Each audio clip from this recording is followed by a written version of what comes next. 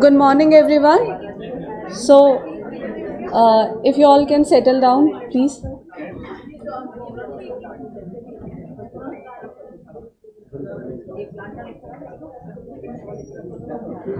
Media Conduit proudly hosted its event BIMTECH Unplugged 2.0, a vibrant celebration of creativity and storytelling.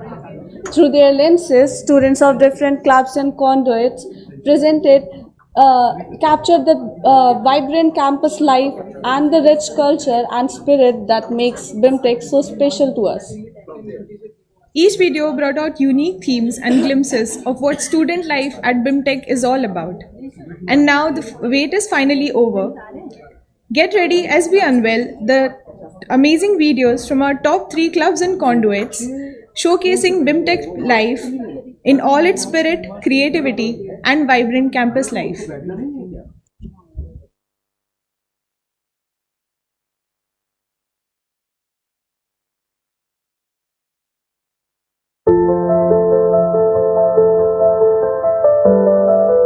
On my first day at BIMTECH, all I carried was this bag filled with notebooks, questions, and a little bit of nervousness. A question that was constant: why BIMTECH? But soon, this bag carried something more: lessons from faculty who didn't just teach but mentored, and discussions that made me think differently. It traveled with me to the Bloomberg lab where I learned how markets move, and to the incubation center where ideas found wings and startups were born. And in the quiet corners of the library, my thoughts found clarity and curiosity became my greatest teacher. Every event was a celebration of ideas, culture, and the spirit that makes BIMTECH come alive. Out there on the field, I didn't just play. I grew, I learned, and I belonged. Amid BIMTECH's green and peaceful campus, even time felt different. I found balance, a place where energy and peace coexist, and growth feels natural.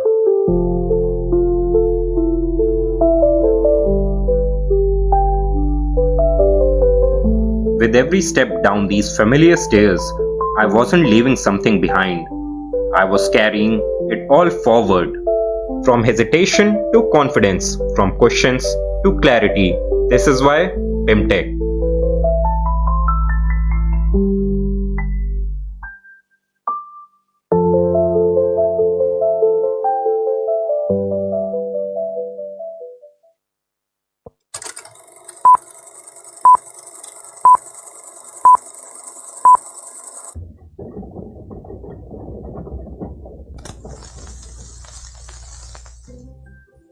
We all come from different worlds. We arrive from cities and towns, near and far, carrying the weight of where we have been. Some of us carry our own dreams, bold, personal, and fiercely protected. Some carry the hope of our families, a legacy of sacrifice, a promise to be fulfilled. And some walk forward, fueled by the borrowed strength, knowing they are supported by those who believe in them first. Yet, here at BIMTECH, under this single sky, our journey converge. Look closer. We may share a roof, but we each navigate our unique universes. Our aspirations different, our ambitions unique, our mindsets diverse. But every challenging night spent under a study lamp, every step taken toward that 9 a.m. lecture hall, every complex problem solved together. Across all disciplines, we share the same unwavering struggle, the commitment to excel. The rhythm of this universe is relentless. Assignments, endless deliverables, constantly stacking up. Midterms, the all-night marathons that test endurance. Boardroom interviews, the moment where future hang in the balance. These are the crucial moments. Different challenges, yes, but all part of the same developmental war. We fight to become professionals. And then without warning, everything changes. The pressure breaks. Formalities and stiffness instantly fade away. The library shutter close and the lights come on outside. The campus is alive, casual, creative, completely connected. And this is our escape velocity, where learning is suddenly a celebration of life, where the world is no longer a separate silo, but a single, unstoppable force that dances together. And suddenly everything changes when the placement season starts. Everything we have learned, all our dreams, it comes down to this one moment. We swap our casual clothes for suits and spend our time in the waiting halls. Hours of pacing, running through answers, and trying to fight the nerves. Inside the interview room, you are tested. Outside, waiting is even harder. Wandering the campus, you know you are not just chasing a job, you are fighting for your future. This is the final exam. But we don't face it alone. We know that our struggle is shared. It is shared within the BIMTECH's multiverse. Suddenly, everything is replaced by pure, loud, and shared joy. Hands are shaken, hugs are tight, and we celebrate every single win together. Then it's time to say goodbye.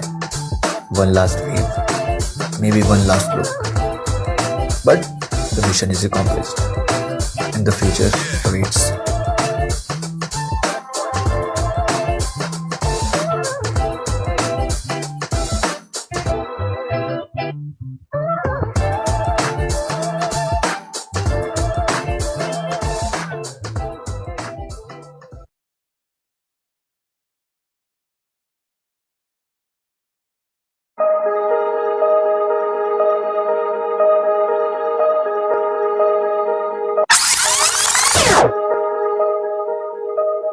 Remember the very first time you walked through these gates?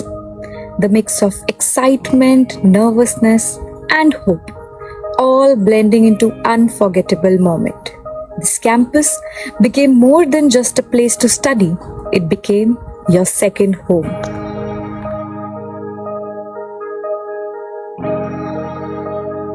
It's not just about textbooks and lectures, it's about critical thinking. Our curriculum is designed to challenge you, making you problem solvers, not just students. Here, you learn to collaborate, lead, and innovate, the essential skills for any industry.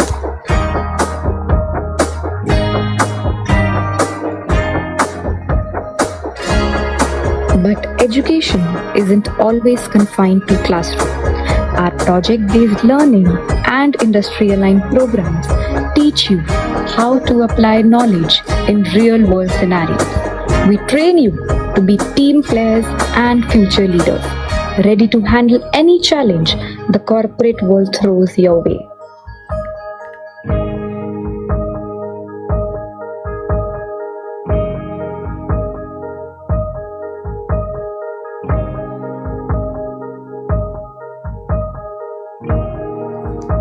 Atal Incubation Center, the heartbeat of innovation on our campus. From bold ideas to real-world startups, it's where creativity turns into success stories. A place for dreamers, doers, and change makers.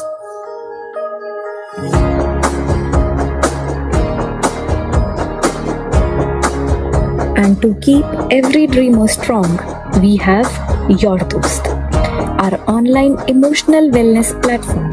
Here, every student gets the care, guidance, and motivation they need to keep moving forward. Campus life also shapes your personality. From leading a club to organizing an event, these experiences build your confidence, communication skills, and resilience. These are the soft skills that make you stand out. This is where you find your voice.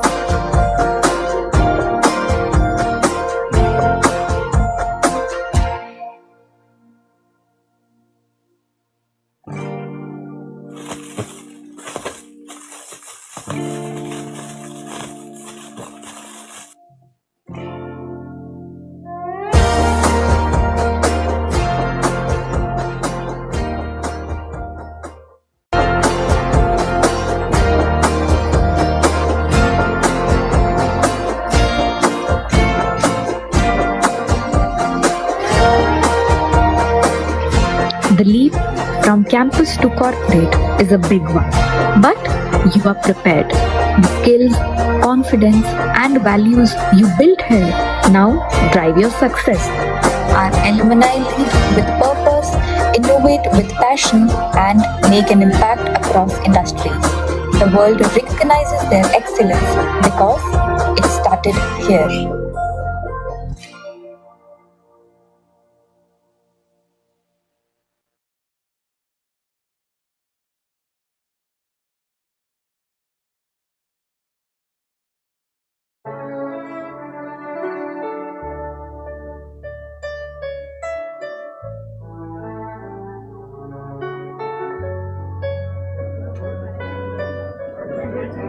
We will be announcing the winners later on in this ceremony. Thank you for your attention.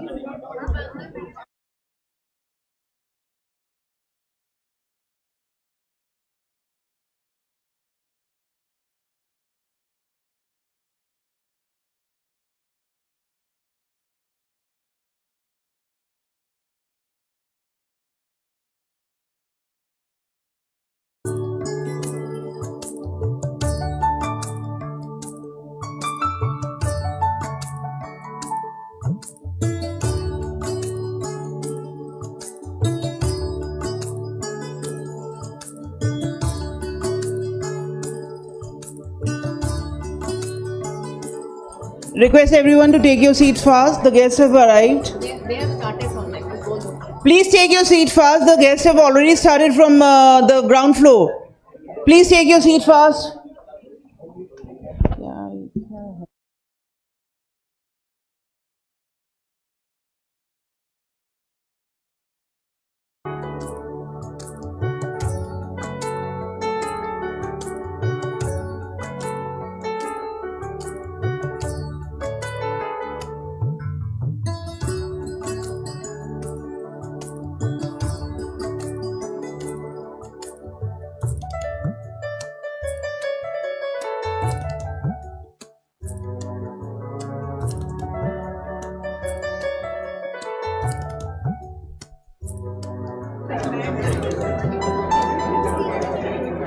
I request everybody to be seated. We request all the students and staff to kindly take their seats. We need to settle the room as the guest is on his way.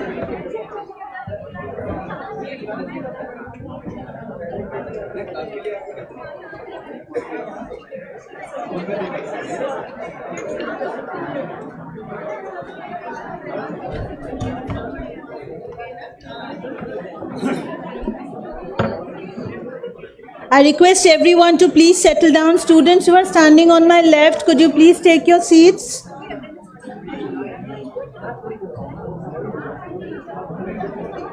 May I request the coordinators of the programs to ensure decorum of their batches here? Our eminent guests and the dignitaries are on their way. We are about to start in a couple of minutes. I request everyone to keep their mobile phones on silent mode.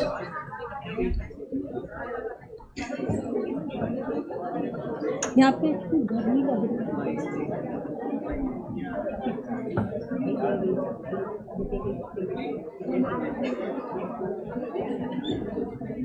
I request the support of program coordinators to kindly ensure decorum in the room.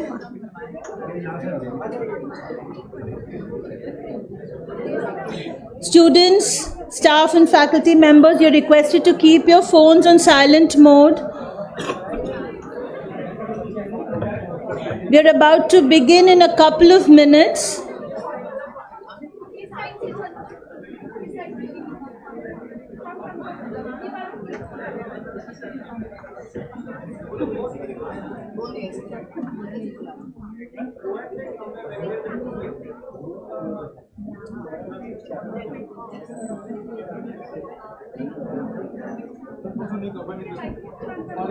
No problem.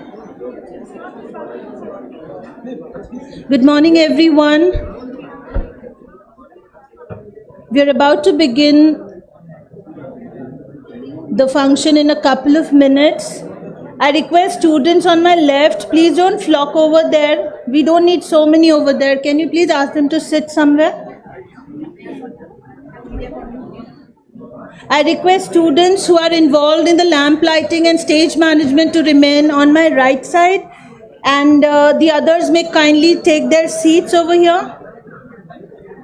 It's a very important day for our BIMTECH family, so we request your cooperation.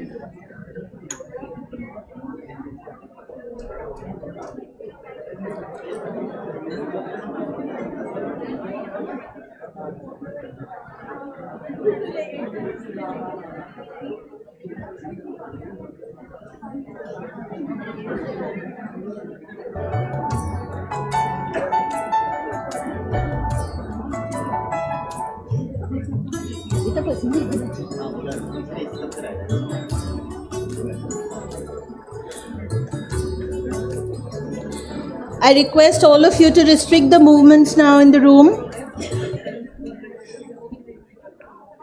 I think we're all set now.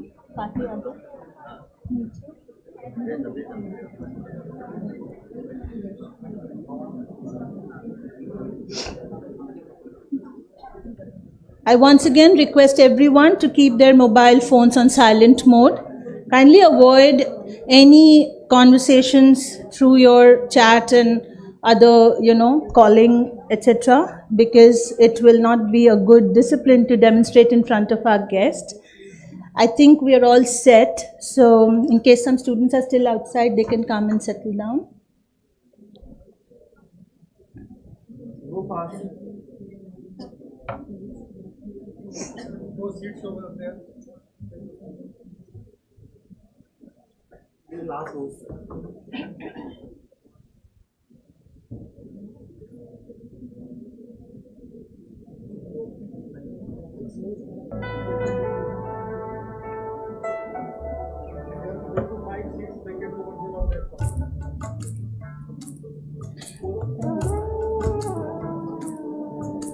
इसको बंद कर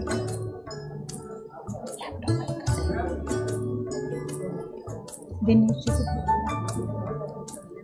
अच्छा रे it's okay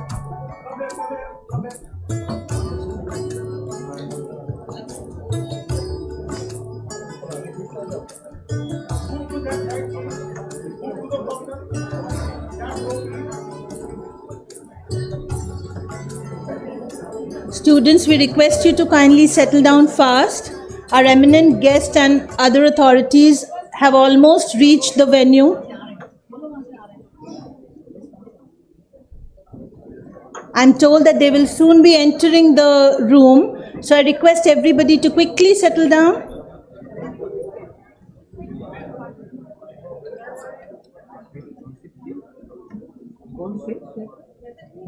Good morning.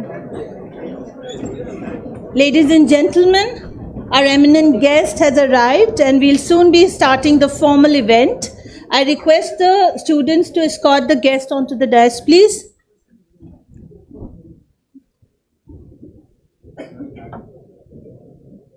So please have a seat.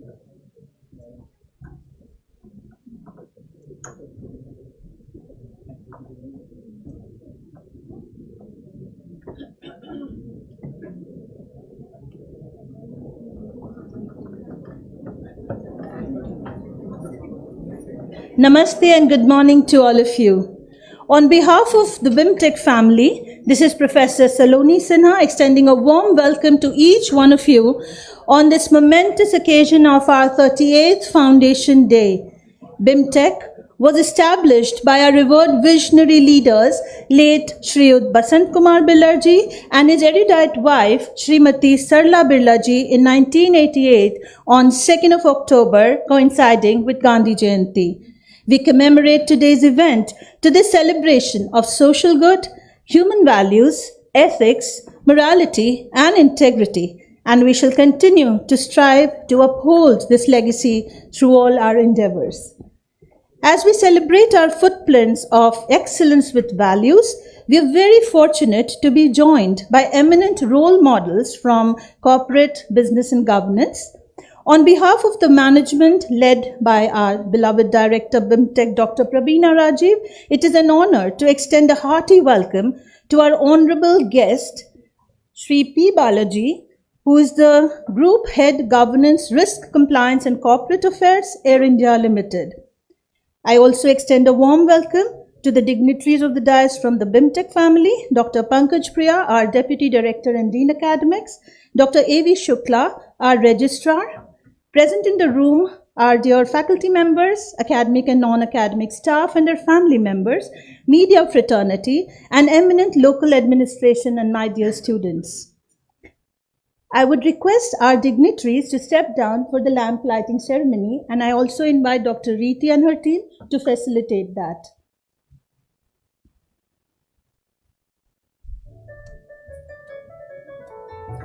Apadipo Bhava, meaning be your own light. When a person is self-illuminated, he lights up the world as well. To formally begin the function, may I kindly invite all the dignitaries to the lamp lighting ceremony. Let us invoke the blessings of Ma Saraswati and light the lamp as an auspicious start to this celebration.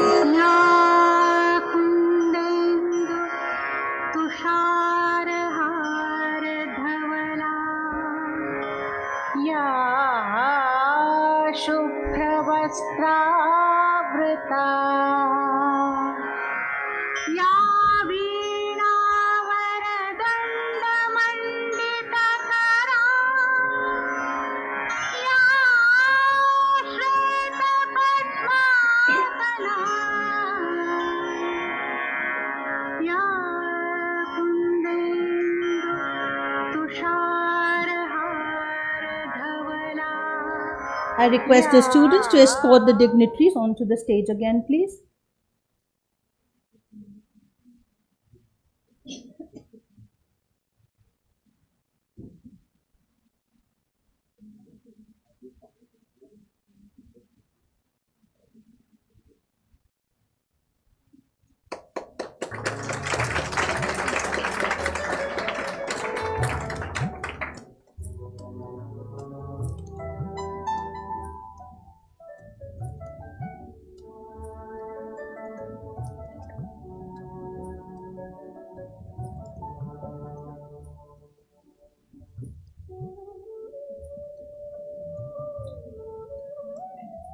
I now request our director, Dr. Prabina Rajiv, to kindly welcome our honorable guest, Shri P. Balaji, in the BIMTECH way.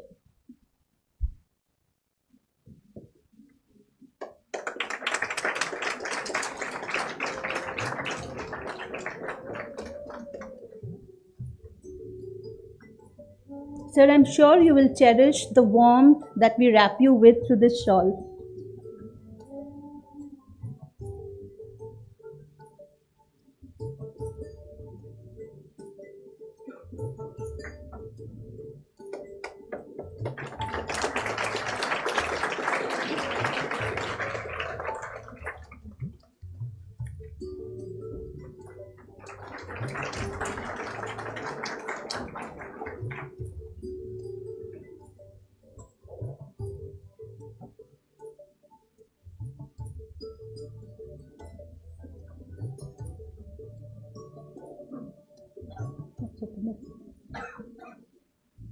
You can take it.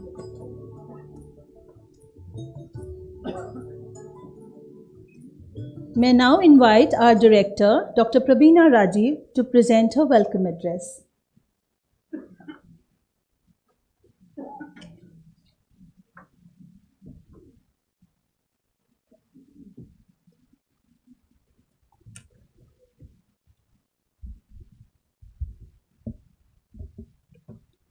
Mr. Balaji, Group Head Governance, Risk Compliance and Corporate Affairs, Air India, Professor Pankaj, Professor Sukla, Professor Saloni, faculty and staff colleagues of BIMTECH, distinguished guests, and more importantly, students of BIMTECH. Good morning to all of you, and a very happy Foundation Day to BIMTECH. Normally, we celebrate our Foundation Day on 2nd October, coinciding with the birthday of Father of our nation, Mahatma Gandhi ji and Lal Bahadur Shastri ji. This year we could not celebrate the same as our interim examination was going on, and 2nd October was also coinciding with Dasahara. And today, October 15th, 2025, we have gathered here to celebrate 38th Foundation Day of BIMTECH. And on such occasions, it's very important to discuss about our roots, to know what is the history. When I think of BIMTECH roots, I'm reminded of late Ghanshyam Das Birla, or popularly known as G.D. Birla.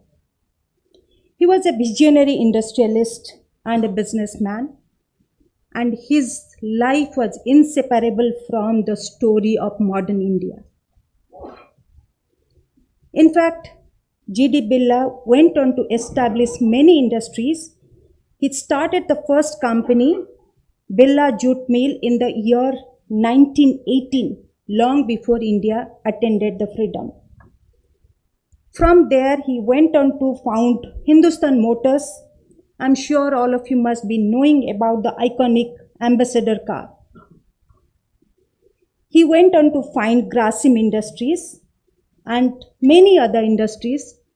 In addition to these industries, he also was a very strong believer that India's academic environment must improve, and he went on to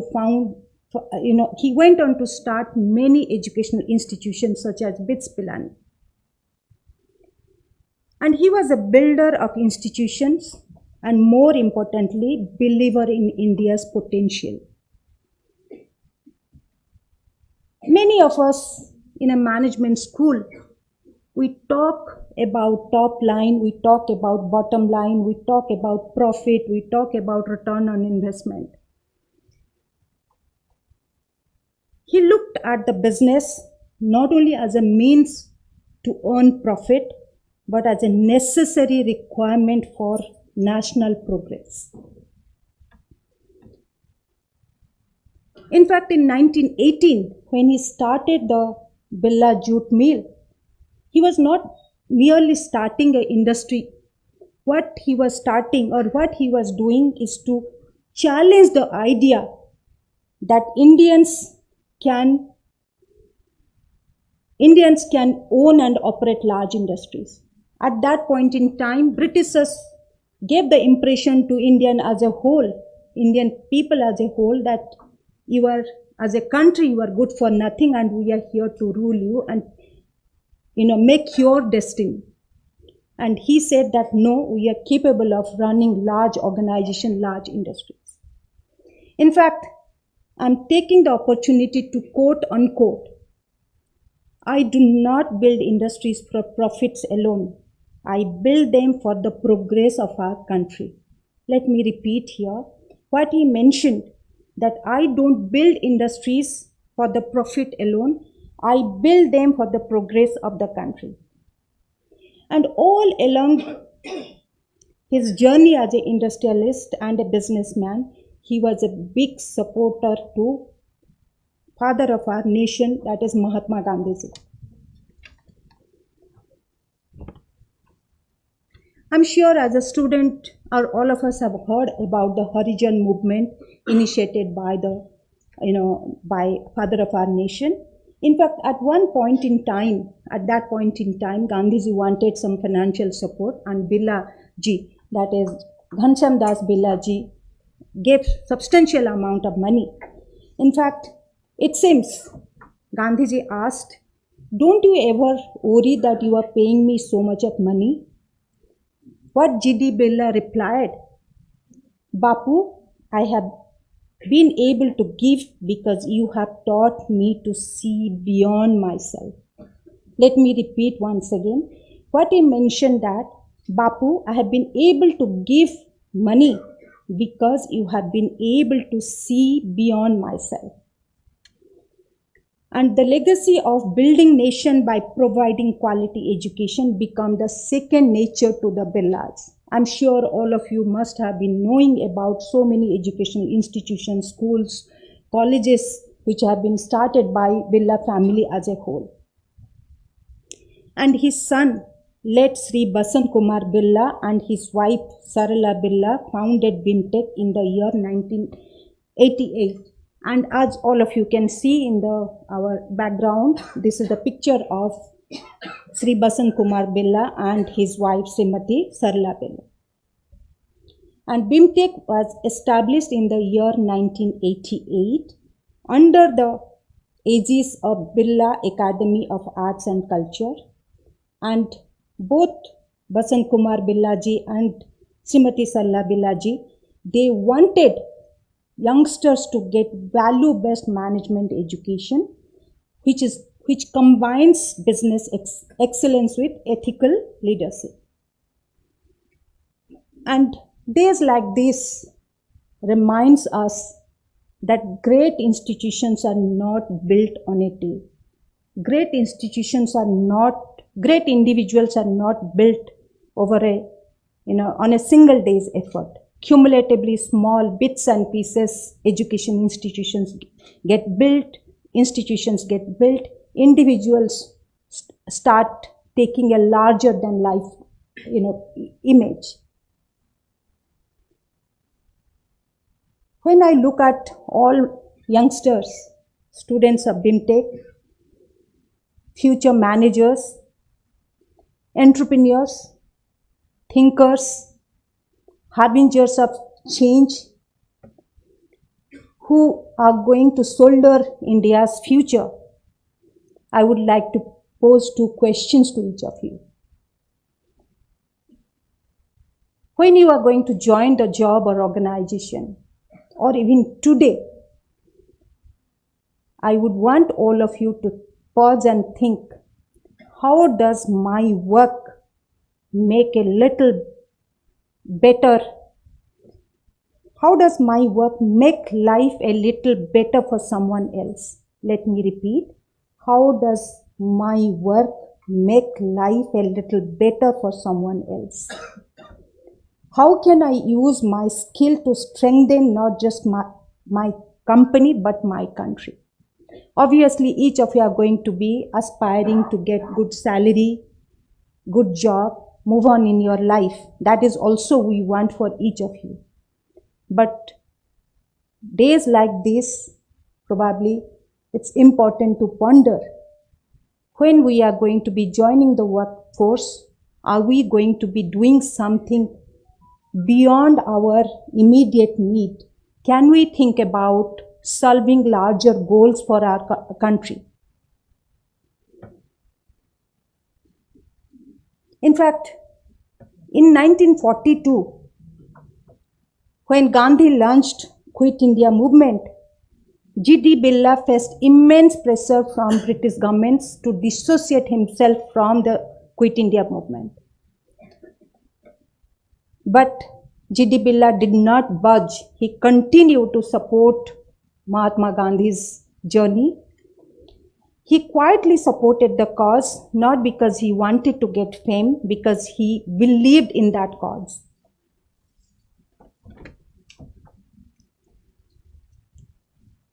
What he saw at that point in time, if he would have been if he would have been thinking about the present only, then he would probably be thinking that, no, if I get associated with Mahatma Gandhi, my industries are going to suffer. But he said that, no, that is the right thing to do. And what he foresaw was probably not obvious to many at that point in time. So my young friends, students of BIMTECH, as we celebrate BIMTECH's Foundation Day, remember the legacy you inherit of courage, conviction, and contribution. I'm sure all of you must be dreaming big.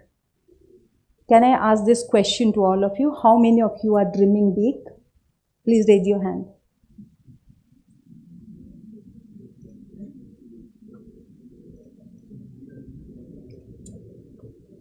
And I'm sure each of you must be working towards to achieve that big dream.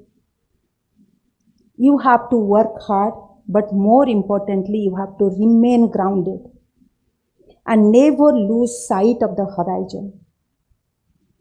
because someday when you look back, you will see that all the small choices you made here at BIMTECH are not random dots. They were the lines that drew the map of your destiny. And today, I'm also taking the opportunity to share something which our students and faculty members have done.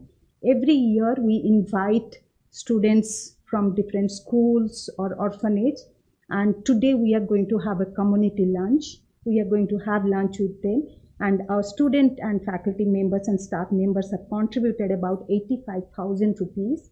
And that amount of that 85,000 rupees is going to be, we are going to be giving some gifts for those people for the students who will be coming and spending half a day with us. So a big round of applause for our.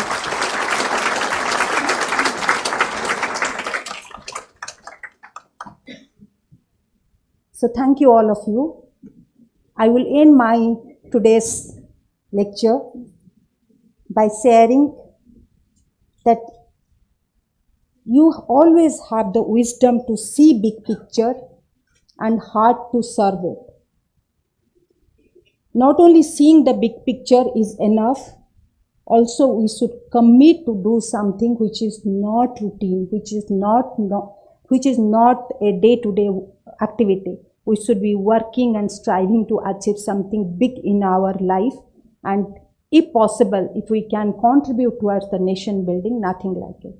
So thanks once again, and I'm hoping that through your sincere effort, BIMTECH is going to be a better institution in days to come.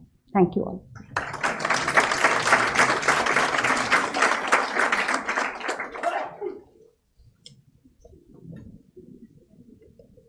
Thank you so much, ma'am, for seeding the Birla ethos in all of us once again today.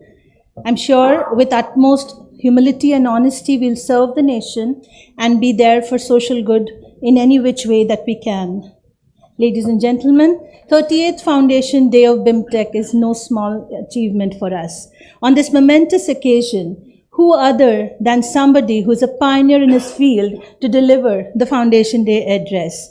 It is an immense pleasure for me to introduce our eminent guest, Shri Balaji P., who is the Group Head, Governance, Risk Compliance and Corporate Affairs, Air India, amidst us today to share his life and times and give us wisdom nuggets.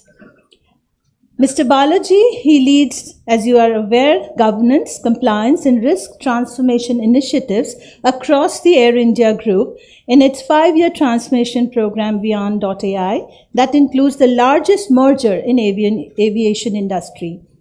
His responsibility spans strengthening governance and risk mitigation across people, processes, and technology, and fostering a resilient, risk-aware culture. He provides strategic direction to core oversight functions, including legal, internal audit, secretarial, compliance, ethics, investigations, and data privacy. Additionally, he shapes the strategic agenda for corporate communications, government relations, public policy, sustainability, and CSR. Shri Balaji began his career with the Tata Group in Tata Administrative Service, driven by the group's enduring ethos and legacy of its visionary leaders who've built enterprises that serve both business and society, contributing towards nation building. He has an extensive background in the telecom sector as well, having held leadership roles across technology providers, device companies, and operators. As a core member of Vodafone Idea's leadership team, he played a key role in executing the world's largest telecom merger and led regulatory, policy, advocacy, and CSR functions. Previously, he served as the managing director of Nokia India and Sony Mobile India and was also a part of the global leadership teams at Lucent, Ericsson, Nokia, and Vodafone. He brings deep expertise in sales, marketing, strategy, and operations with a strong track record in transformation, merger and acquisition, crisis management, and building startups and joint ventures. He supported several nation-building initiatives in local manufacturing, exports, research and development, and skill development, and has mentored startups. He's held key leadership roles in industry bodies, including being chairman of ASSOCHAM's Aviation Council and Digital Communications Council, vice chairman of COAI and TEPC, and president of TEMA. He also supports global leadership development as chairman of ACLC, which has organized Commonwealth leadership conferences since 1956. With a huge round of applause, please welcome our role model and the distinguished speaker of the day, Shri P. Balaji. Thank you so much, sir. Over to you. Thank you so much. Thank you very much. I hope I'm audible. Okay. First of all, Professor Praveena, Dr. Shukla, Dr. Pankaj, Professor Sinha, all eminent faculty members, and also my young friends here. A very, very good morning to all of you on this auspicious occasion of the Foundation Day of BIMTECH. When I look around this hall, I'm almost reminded of the day that I was graduating from IIM Ahmedabad in the early 1990s. Speeches चल रहे थे something like what we are experiencing here, and मुझे याद है वो मंजर क्योंकि मेरे दिमाग में एक ही गाना बार बार गूंज रहा था. It was when something like पापा कहते हैं बड़ा नाम करेगा. I'm sure most of you heard this song. Well, it used to be a kind of a anthem for us students back then. And आप पूछोगे क्यों? Clearly it was reflecting the anxiety all of us felt at that point of time. Will I make it? Will we make it? Will we live to the expectation of our family and well-wishers? Because it was a very different India back then. We're talking about India in the 80s and the 90s. It was an India of limited means, of limited opportunities. If you look at 80s, we saw GDP rates, which in today's context will look very anemic. उसको हम लोग Hindu rate of growth कहते थे, 2.5-3% की बात करते थे, 2.5-3%. Wasn't very robust. At the same time, India as a nation at that point of time was, should I say, vulnerable to external shocks. We were starting to see the license Raj recede. We were starting to see government control reduce on imports, but there was still growing government spends on most of the initiatives. And what that ended up leading to in 1991 was a situation where the government's internal debt was 53% of GDP, 53% of GDP. Along with that, an unstable political establishment, and we had a nation on edge. This, in a way, set the stage for the 1991 economic crisis the nation actually faced. International credit agencies downgraded India. We were on the brink of payment on defaulting on international payments. And actually, at a moment of national reckoning, we had to pledge our gold to secure a loan from IMF. But the good news is, from that crisis emerged a strong and resilient India. The government actually took very bold reforms, both on privatization as well as on liberalization. Those bold initiatives were also equally met by industry. Leaders emerged, and they put their heart and soul into getting India out of the woods. But imagine the scale of change since that time. I remember when I graduated, India in today's terms had about a GDP of about $300 billion, roughly in that magnitude. And today, we are the fourth largest economy in the world. We were nowhere in that reckoning at that point of time. At 4 trillion, you can imagine that in 3 decades, we've added 13x on the GDP front. And therefore, it says that a lot of effort went into building the nation to where we are today. So looking back, I can say that most of us did okay. थोड़ा बहुत नाम कमाया, किसी ने थोड़ा कम, थोड़ा ज़्यादा, so everyone got to the place that they deserved. And so, in a way, I could say that one thing I definitely say with humility, that it wasn't our individual efforts that got us to where we are, but it's also the success that we got because of the nation going places. When the country grows, you grow with it. When society grows, you go with it. And I would also like to think that all of us did, in some small or large way, contribute to where our nation is today. So I think that's the story of life thus far. But this is not about me or my generation, it's about you. So let's move to that now. When you talk about you, all of you here in this room and those who are listening from BIMTECH are joining a workplace when India is poised to grow another 10x in the next 30 years. 10x from 4 billion.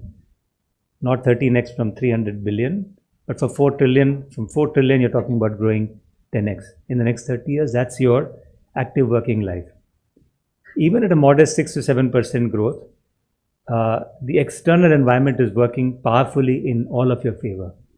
Today, as a nation, we are able to withstand external shocks and massive geopolitical upheavals. You know that every day you open the papers and you see what's going on around you. And more importantly, we are just not strong enough to manage ourselves, but we are actually able to offer a helping hand to other countries that need to go to an IMF or other international agencies to handle their economic crisis. That's a wonderful position our nation is in. But imagine this. With the collective energy of young minds and energetic people like you, with the multiplier effect of technology, and guided by good governance, you have the opportunity to lead the charge to make our nation get there even faster. Why 10x in 30 years? Why not faster? Why not more? I think that's the opportunity each one of you have in your hands. And so I would welcome all of you to experience and contribute to that journey ahead. But before moving ahead, I would want to thank the leadership of BIMTECH for inviting me to speak to you on this auspicious occasion. Dr. Prabina, my old colleague Sanjeev Govil and others that thought I was fit to address you here. Thank you so much for the opportunity.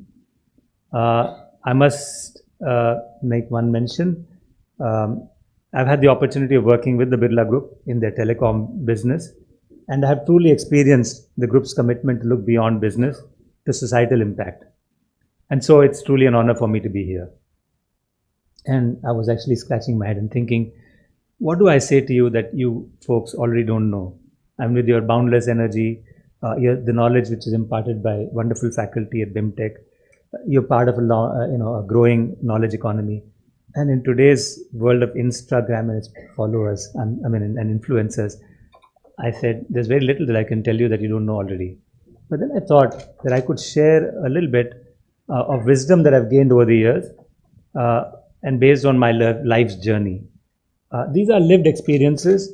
Clearly, some of it comes from mistakes I made.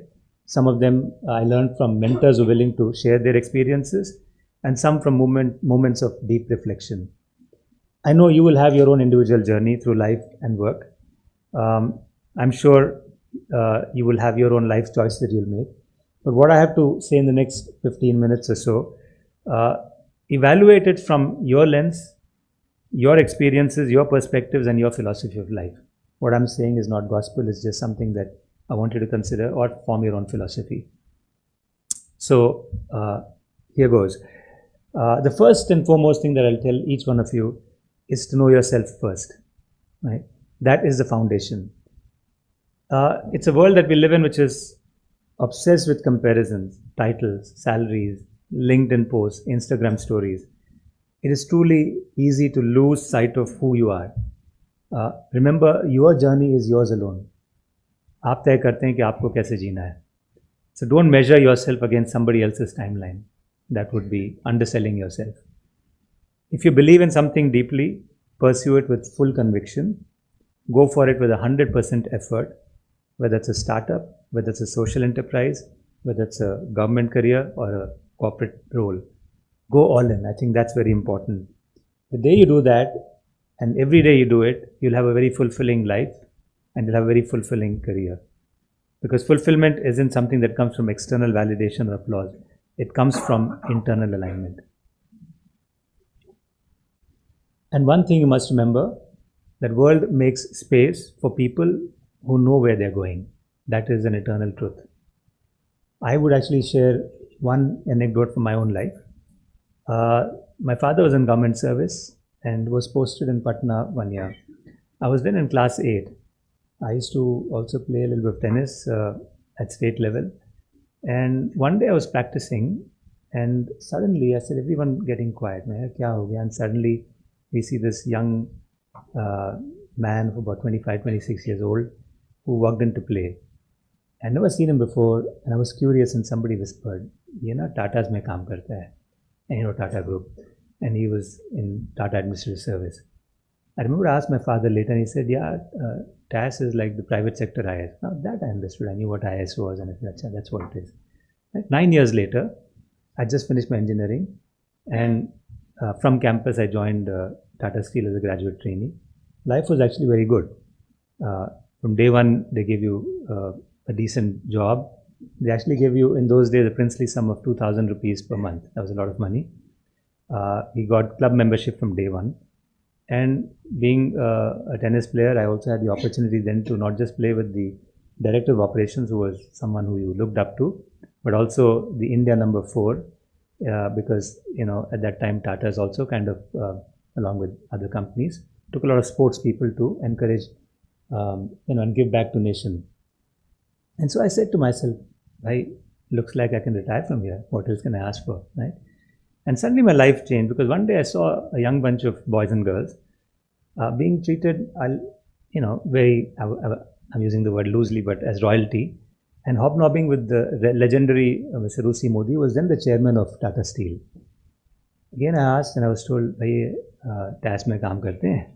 And so I remember I walked up to one guy, thoda darte, thoda boldly, bhi soch le, maine yaar puche bhai, I remember the name very well, Ranjoti Saab, what separates you from us? What have you done different? He said, no, nothing really, but we just,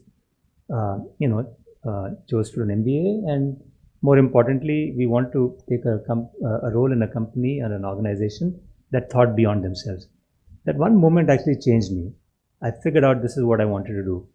I had 3 months to the CAT examination that year. Between the work that I had to do and tennis, I found a little time to say, okay, let me give it my best shot. I went all in. I had no idea whether I'd succeed or not, but I said, let me just put in my best effort and let's see what happens. Fortunately, that year things clicked.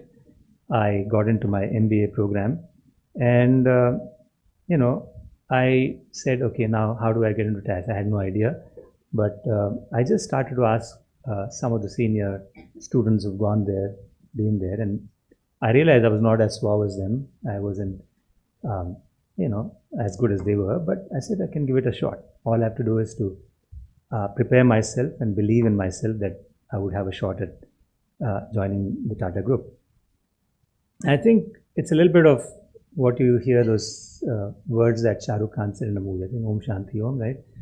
कि कहते हैं कि अगर किसी चीज़ को दिल से चाहो तो सारी कायनात उसे तुमसे मिलाने की कोशिश में लग जाती है. I think that's really what it was. Because never in the history of TAS had they taken 14 students from across the country and never 5 from a single institute. That year it happened, and there I was. So it's not about me. I'm just saying that, in short, if you decide what you want and if you work towards it, it is more likely to play out. Because if you have a goal, you get there. If you have no destination, who knows where you end up. Maybe life treats you well, maybe life doesn't treat you so well. So I would say, know yourself, and to thine own self be true. I think those are eternal truths that I would say is applicable to this generation as much as to mine. The second point I'd like to say is your career is a marathon, not a sprint. In the first few years, you might feel lost. You might actually switch jobs. You might even question your choices. And that's okay, because the initial years are formative. They teach you how to work. They definitely teach you how to collaborate and how to fail but bounce back stronger. So don't rush to find your calling. If you do know already, it's wonderful. If you don't, don't worry, because there's a way that life reveals itself through experience. And so it's okay to take a few years to finally figure out your passion. Because as I said, you have about 30 years, and that too in a growing economy like India, right? And that's a very long runway. So use your early years to build stamina and just not speed. I would strongly recommend that. Use your early years to build stamina and just not speed. 3, invest in yourself. Because the world is changing faster than ever before.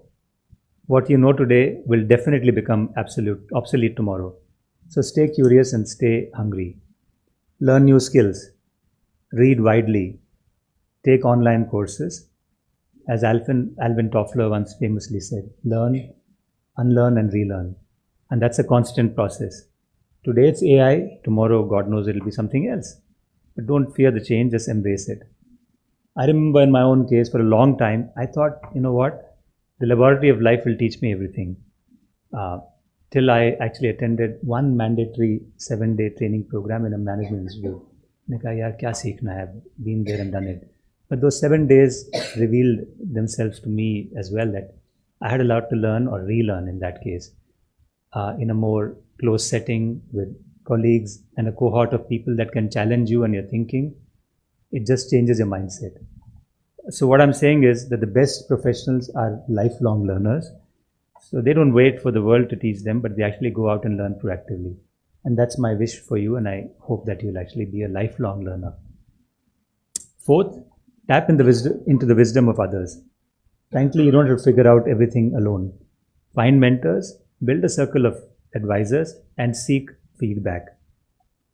But I'll also put a caveat. There's a key to this. Do not blindly follow feedback.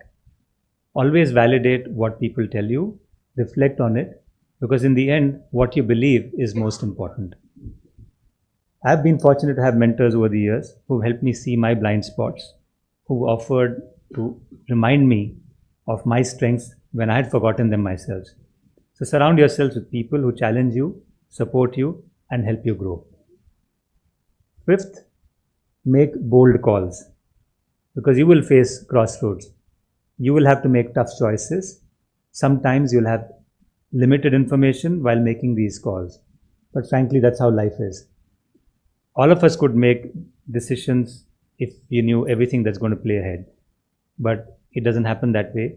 And so you have to take those judgment calls time and again, early in your life, mid-career, and late in your career as well. But once you decide, commit. Don't agonize over what might have been. Because in hindsight, everything looks clearer. But you don't live in hindsight. Sixth, count your experience not in years, but in the nature and variety of experiences that you gather through your life and work. I remember a Tata company that I had worked in initially, and we were working on recruiting a senior person, and we were going through several resumes to find the right person for the job. And the senior colleague once told me, which I've not forgotten, he said, one way is to look at a person who has 20 years of similar work experience, or look at someone who's got 4 experience to 5 years each. The latter will serve us better as a company because he or she will be able to serve us better in a volatile world. And so that's something that stayed with me for a long time, because what it told me was, don't chase tenure, choose variety. Work across functions, take on different roles. Volunteer for cross-functional projects. In short, put your hand up, because each new experience adds a layer to your professional depth. Each new experience adds a new layer to your professional depth. And organizations truly value those who bring diverse perspectives. So build a portfolio of experiences and not just a resume of years. I just have a small reflection from my earlier Tata story. तो जब हम लोग टाटास में टैस में join करते थे तो भैया आ तो गए, अब आगे क्या? So we used to go on something called a Bharat Darshan. Okay, that was the way they inducted us into the conglomerate in the first year. And so we were visiting, different Tata companies, meeting senior leaders and hearing their vision for their companies. I loved these kind of speed dating type projects. That's really what it was. 2 महीने में आपको एक project करना था, and you have to present what you found on a particular problem the company is facing to the leadership team. And after the first 4 companies that I worked in, I really realized what impact they were making. But I wasn't sure that this is where I wanted to be in any one of those. And suddenly out of the blue, I heard that Chairman, Mr. Tata, was having a plan to have a startup called Tata Elxsi in Bangalore. Now, nobody in our batch had even heard about that company.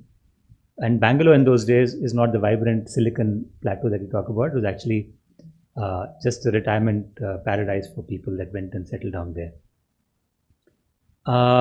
And I said, it's a good opportunity. I mean, I can roll my sleeves up, learn a lot, at the same time contribute to building something. People said you're committing harakiri.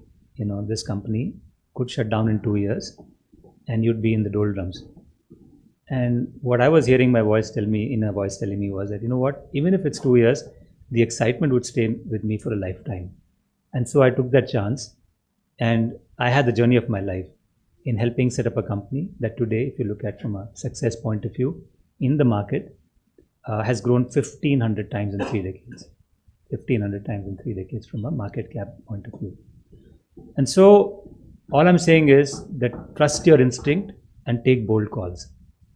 Of course, don't jump headlong without having periodic assessments. You should always take periodic calls to see whether the direction you've chosen is taking you forward. If you need to course correct, please do so, but don't beat yourself up, because bold decisions do build character, and character builds careers. One more point I'd like to say. In those early years, I took the opportunity to immerse myself in a lot of projects that were not just strategic in nature, but also operational.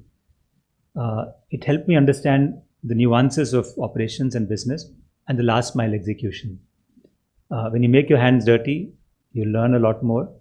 Of course, you'll make mistakes, but then that's part of life. And if you are working in an organization with bosses that encourage that, that's really great.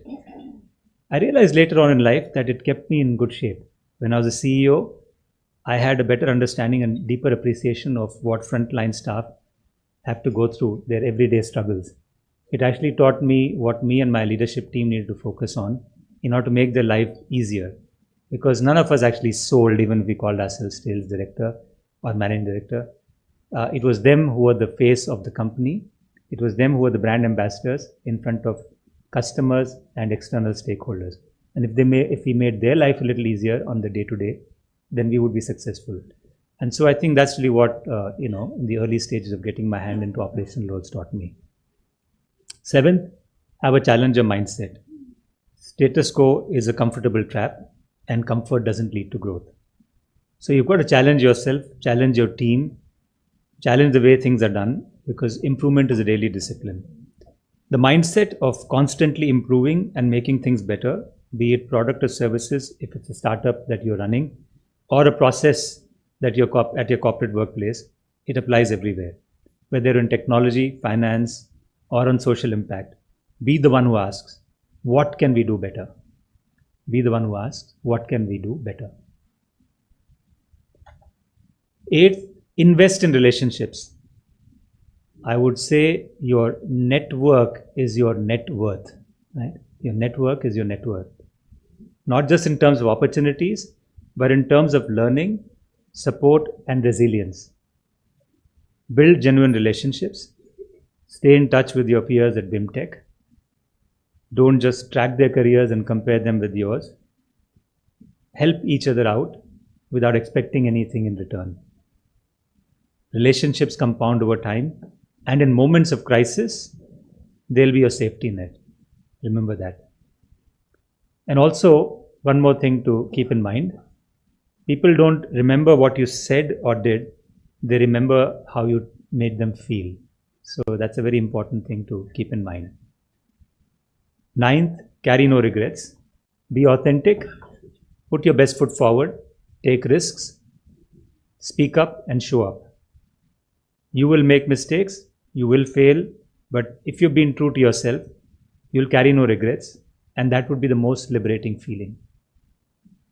And lastly, contribute to a larger cause.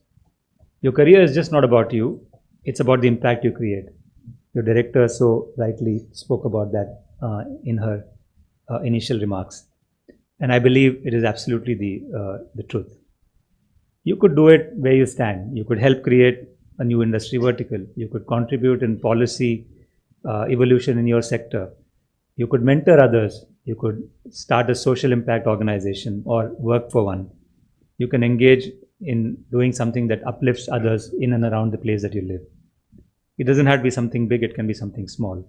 But when you contribute to larger cause, your self-esteem rises, your reputation also grows, and most importantly, your sense of purpose deepens.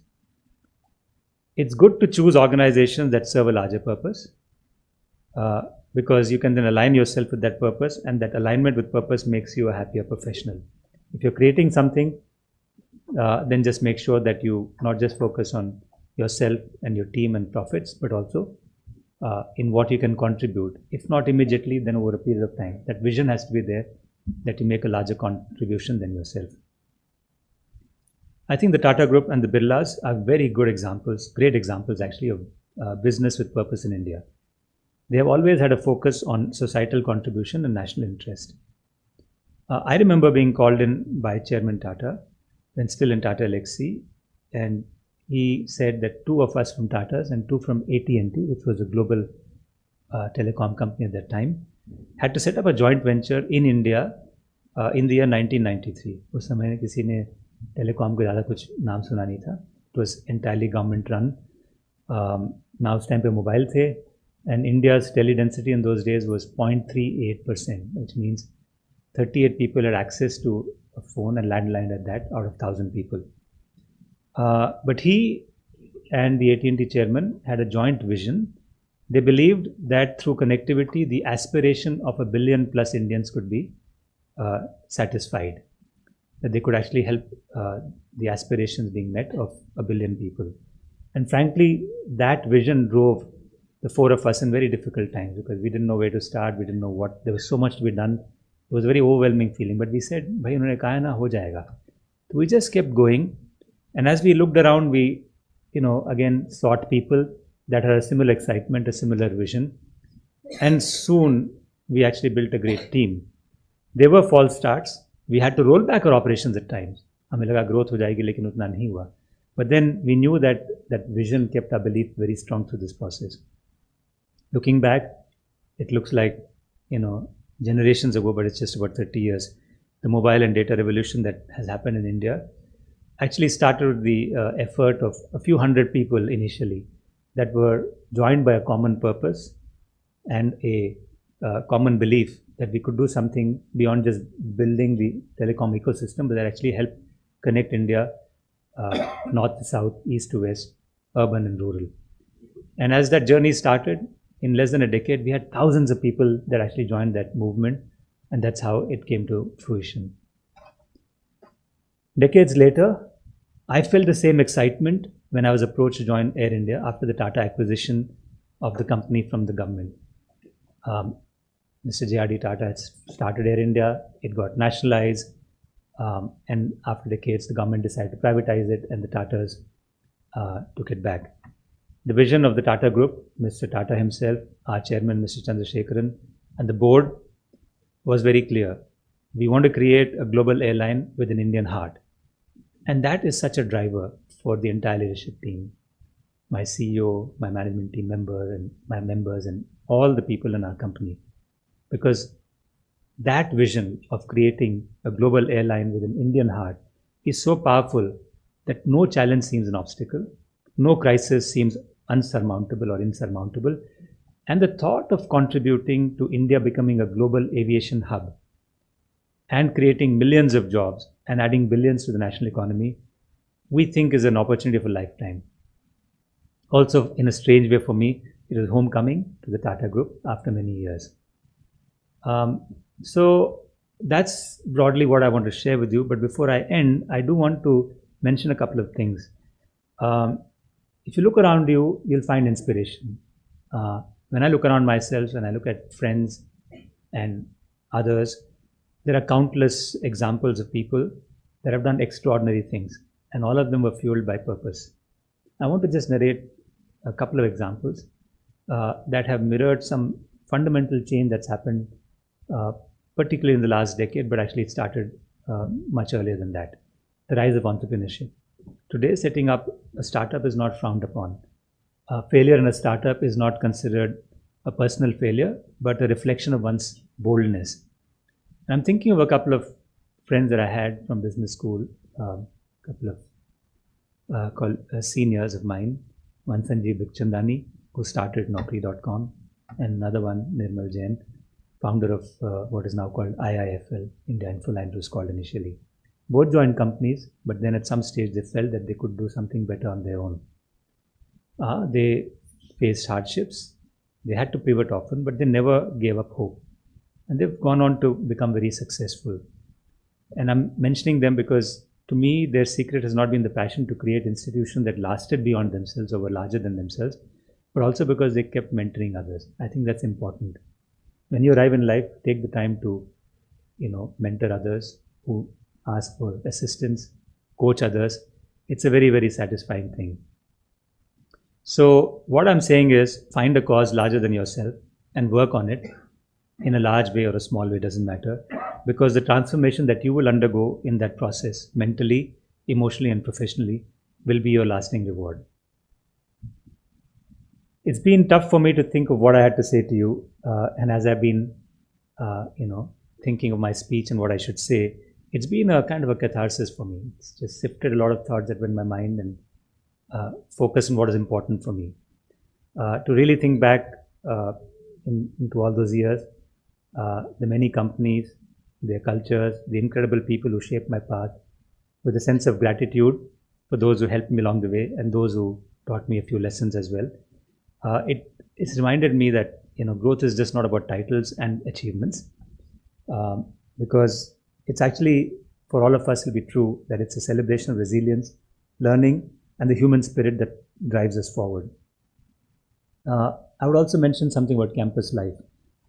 We take a lot for granted, but actually there's so much learning that you can actually pick up just through the case studies and peer learning. It's a unique environment. It doesn't last forever.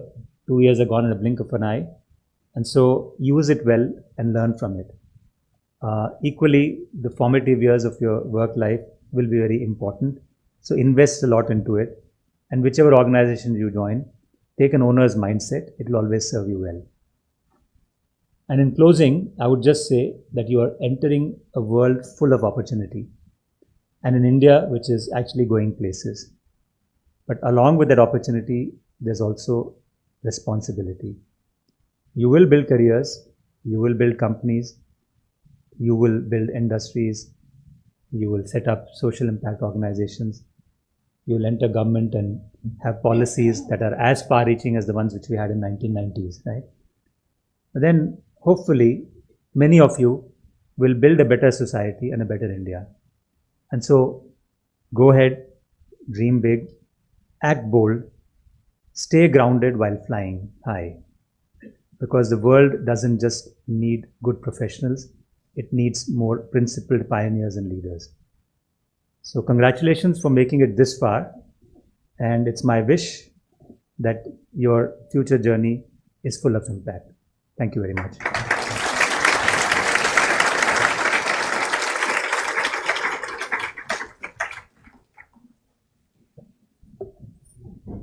Thank you very much, sir. So I'm sure you all were keenly listening to all the nuggets, and I'm sure you've made some notes. So just to assure, do we all have that strong Indian heart beating inside us? No, it doesn't sound like that. Yes? Yeah, so I think we'll do some great work. Sir, you've said a lot of things, and I went into a nostalgia because I'm from Tata Nagar. I would like to just summarize what Sir said in some words. And students, please...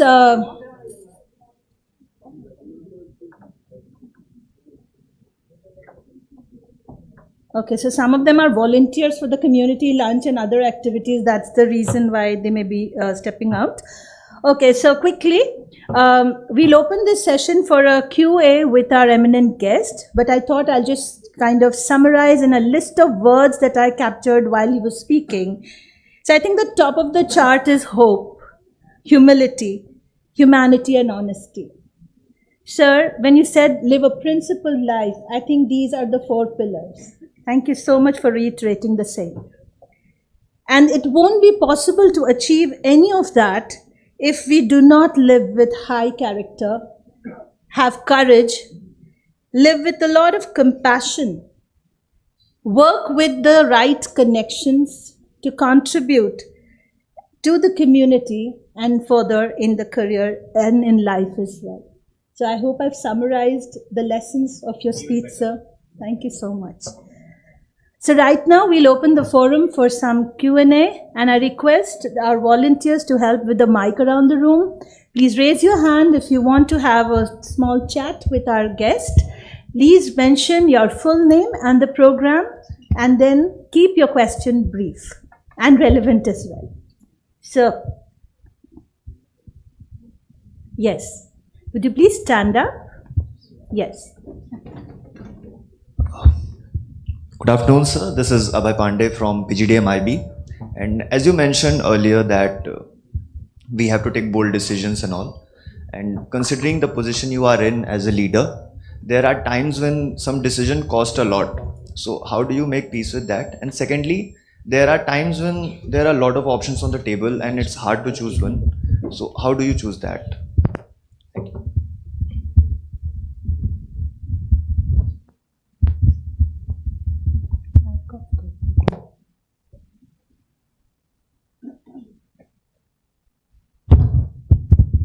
Thank you, Abhay. It's a good question, I guess.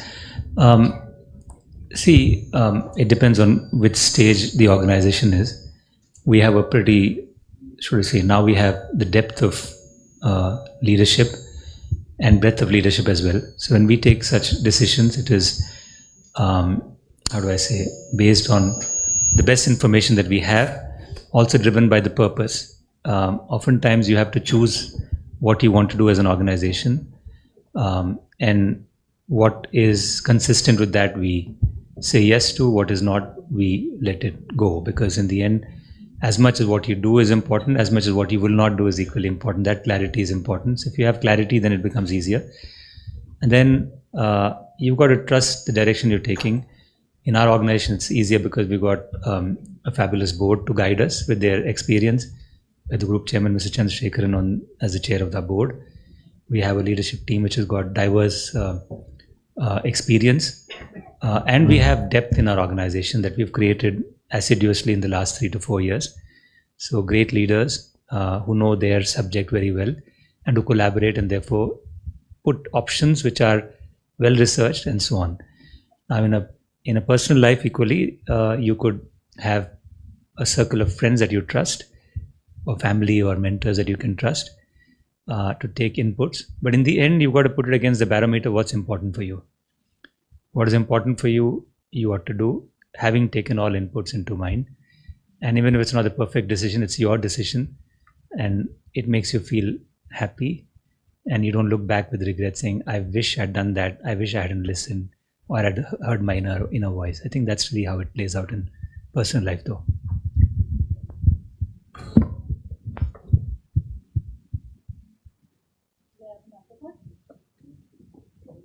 Good afternoon, sir. My name is Ayush.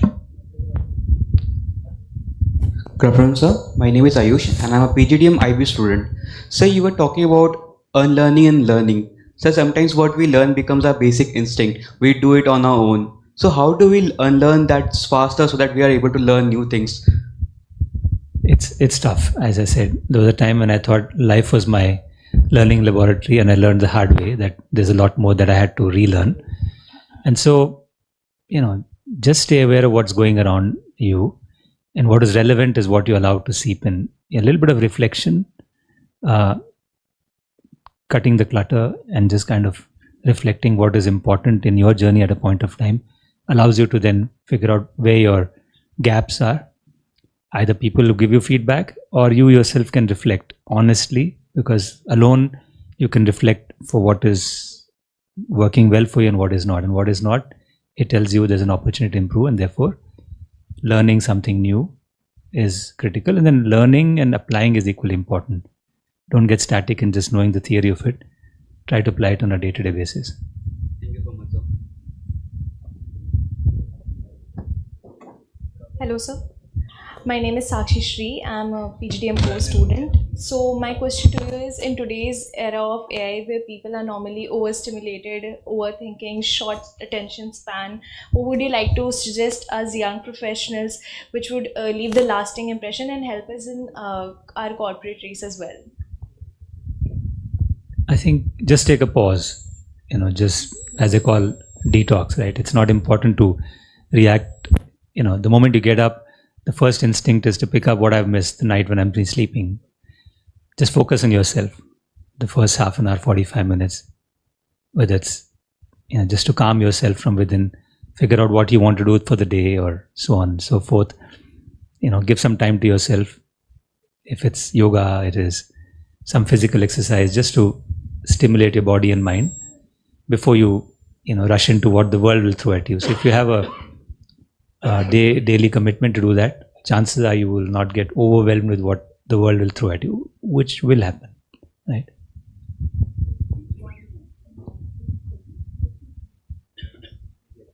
Yes. Good afternoon, sir.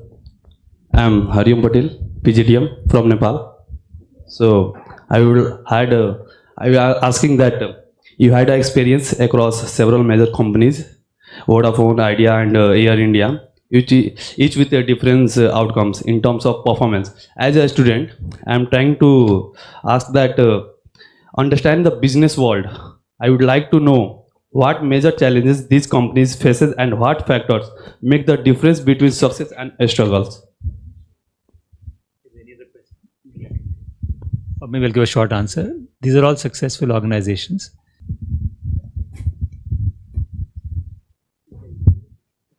You had a question? Yeah.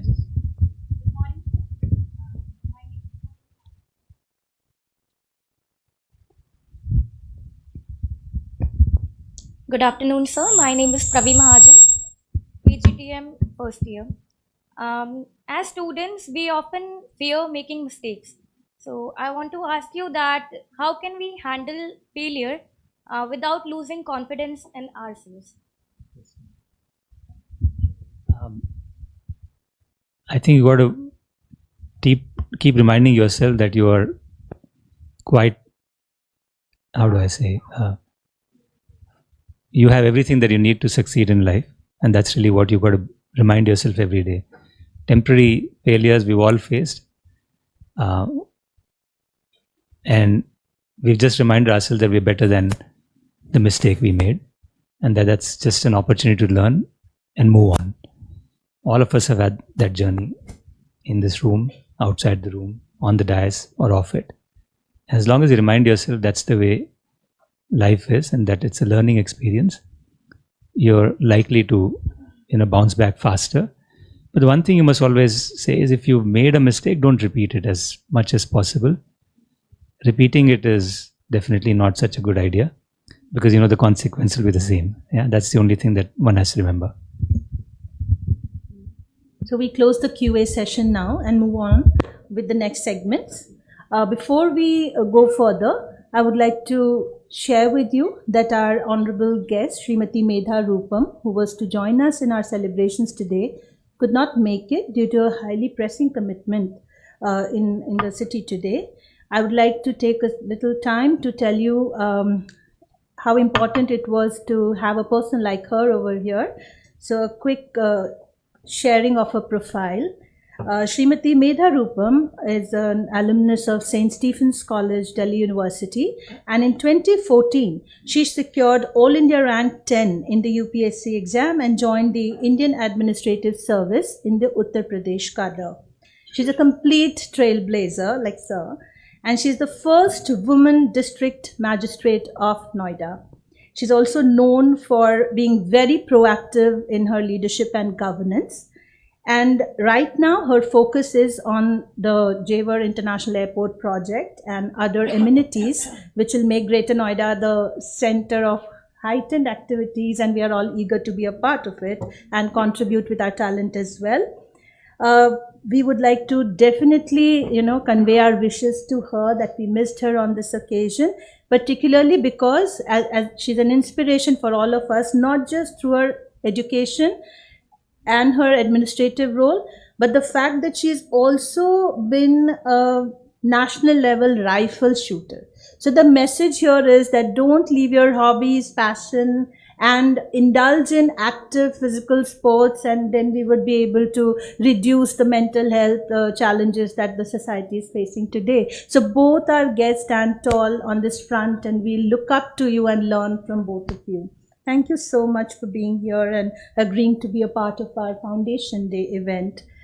Moving further with our Foundation Day ceremony, I would now like to invite Dr. G.N. Patel, Chairperson, Center for Research, to announce and give more details about the Best Researcher Award. Sir, we are happy to share that BIMTECH nurtures the development of high-quality intellectual contributions of faculty and scholars, and that is why we have a very important celebration of the intellectual contribution of our people. And Dr. Patel, over to you.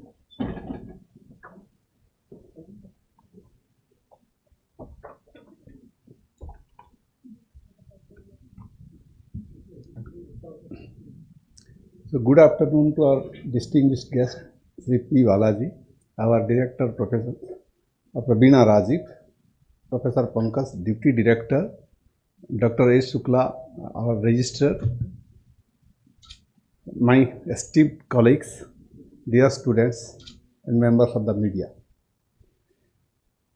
At BIMTECH, we take pride in recognizing and celebrating excellence in research. Each year, we present 2 researcher awards to individuals who have demonstrated outstanding holistic contribution to scholarly work during the assessment period. These awards not only honor exceptional achievements, but also serve to inspire continued excellence and encourage others to pursue high-quality research. For the academic year 24-25, we are delighted to announce that the Best Researcher Award is conferred upon Dr. Archana Srivastava,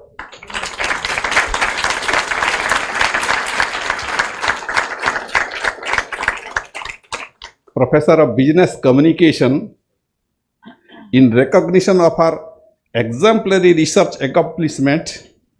The award includes a case prize of Rs 2 lakh and a formal citation.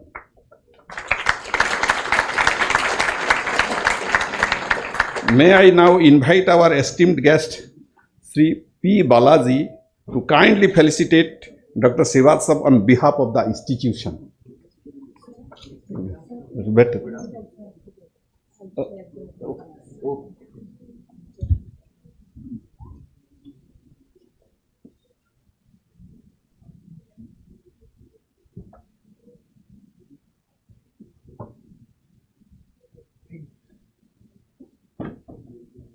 Ladies and gentlemen, please give a huge round of applause to Dr. Archana Srivastava for winning the Best Researcher Award of the year 24-25. Dr. Srivastava is a professor and chairperson of the Center for Corporate Relations at BIMTECH and has published in top ABDC listed journals.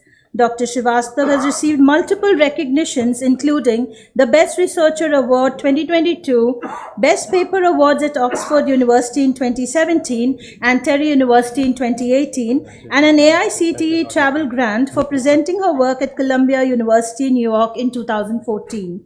Serving on IEEE's editorial board, her current research explores climate communication, climate anxiety, and work ethic-based identity regulation through discourse and sentiment analysis. Today, she has been presented with an award of 2 lakhs and a citation. BIMTECH congratulates you, ma'am, and wishes you best in your future research endeavors. The runner-up for the best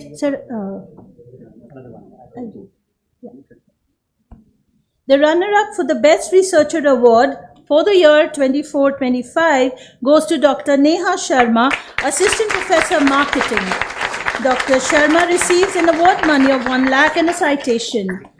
Dr. Neha Sharma is Assistant Professor of BIMTECH and has published in ABDC listed journals including the International Journal of Retail and Distribution Management and Electronic Commerce Research and Applications. Her research examines omnichannel consumer behavior through behavioral reasoning theory and generational cohort theory, uncovering psychological and generational factors shaping digital adoption and retail engagement in emerging markets. BIMTECH congratulates you, Dr. Neha, and wishes you more accolades in the future.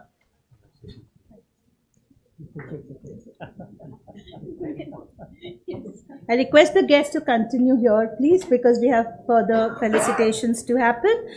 On the Foundation Day every year, BIMTECH celebrates and recognizes faculty and staff who have completed over 1 or 2 decades of distinguished services. I now invite the Registrar, Dr. A.V. Shukla, to take this segment forward.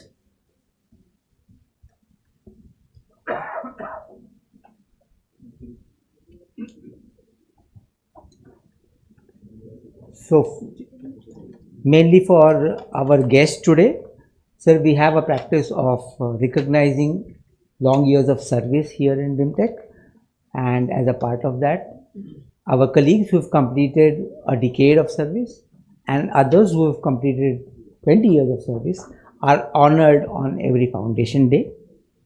This year, I am proud to present to you 3 of our colleagues who are from the administration section, who have completed 10 years of their service. I invite them one by one and present them to you for the honoring that is to be done. Do I announce the names? I announce the names? Yeah. So the first and the foremost, and just by some sequence, Mr. Kamal Narayan Tiwari.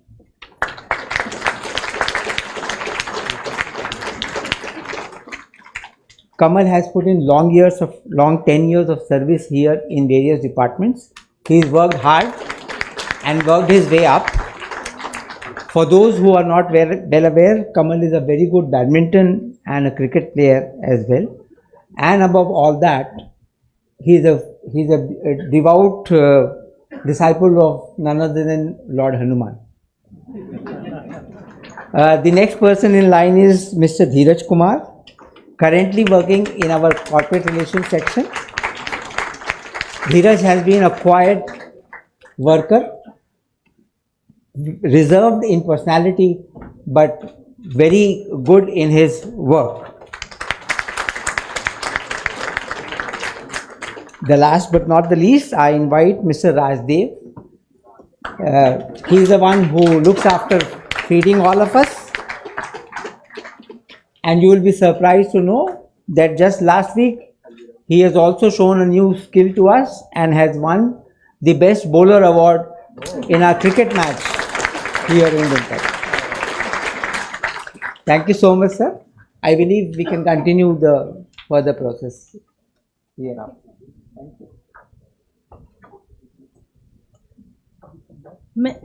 So we'll continue from here itself, yes. Many congratulations, Mr. Kamal Tiwari, Mr. Dheeraj Kumar and Mr. Rajdev for your Distinguished Service Award. And thank you, Dr. Shukla, for facilitating the segment.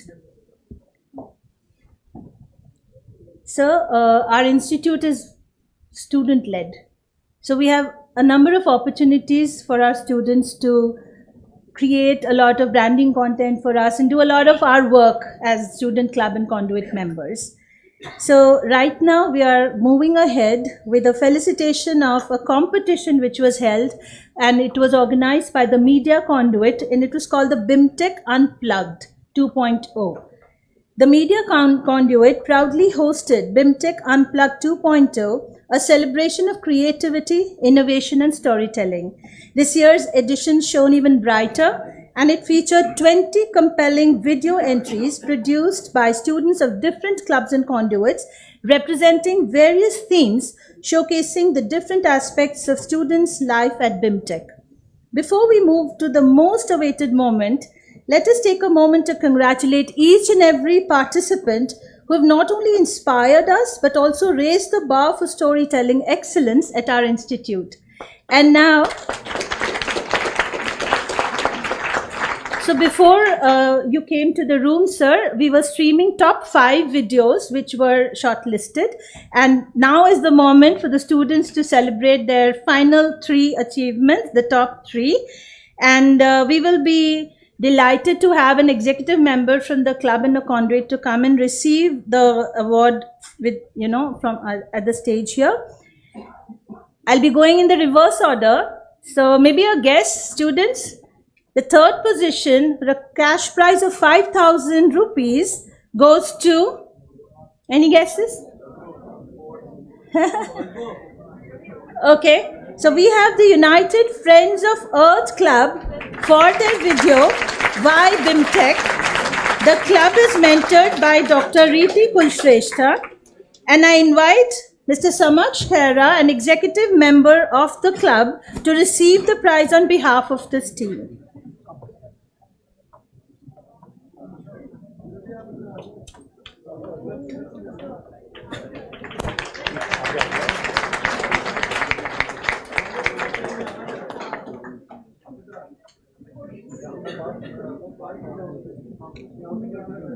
You're from this year.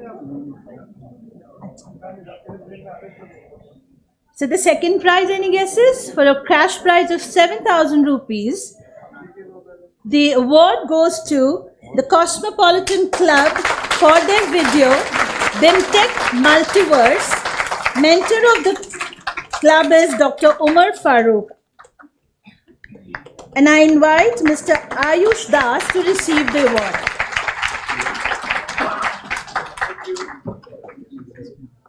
Yeah. And yes, the winner, but we always say everyone who contributed has been a winner. It's just that in today's competition, the topmost position has been bagged by,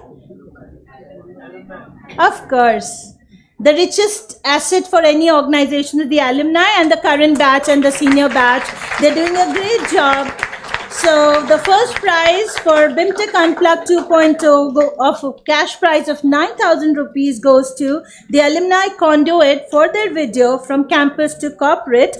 The conduit is mentored by Dr. Pooja Mishra, and to receive the award we have Mr. Hardik here. Round of applause for your brilliant contributions, and thank you so much. Round the year, our institute has been engaging our students and us in a lot of achievements. So to go forward, I would first like you all to take your seats here. An annual activity report which summarizes the Institute's key activities, achievements and challenges of the BIMTECH family over the years is published annually. So the report is a very valuable resource for our stakeholders.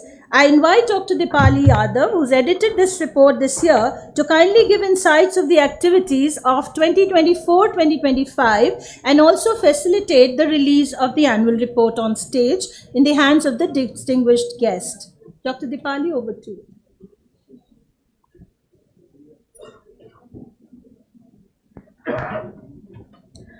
Good afternoon, respected guests, esteemed faculty, and dear students. Our annual activity report is not just pages filled with fact and figure. It's a celebration of our collective achievement.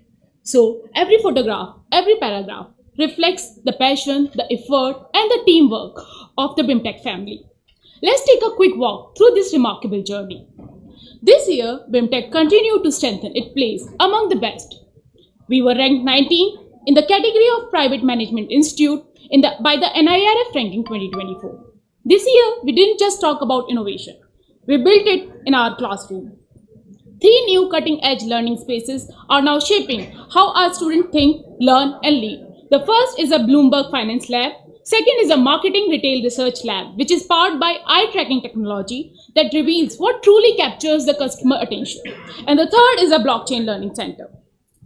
If we talk about our global presence this year also grew stronger. This year, we welcome students from Nepal and Zimbabwe.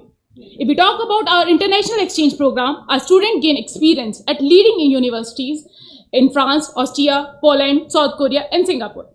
Our faculty also took BIMTECH to our global classrooms and conferences. BIMTECH students do not just learn business, they live it. From exploring Thailand ports, Dubai retail street, to visiting India's leading industries, they gain real-world insight, which teach them how to lead globally. If we talk about research and innovation, this was truly a year to remember. Our faculty led projects on sustainability, digital inclusion, women empowerment, and financial innovation. BIMTECH also launched 2 international centers, the BIMTECH Center of Education for All and the DigiCES Tech Center, both advancing inclusive and sustainable education.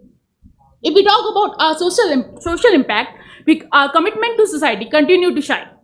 Through our rural immersion program, students connected with villages, working on health, education, and livelihoods.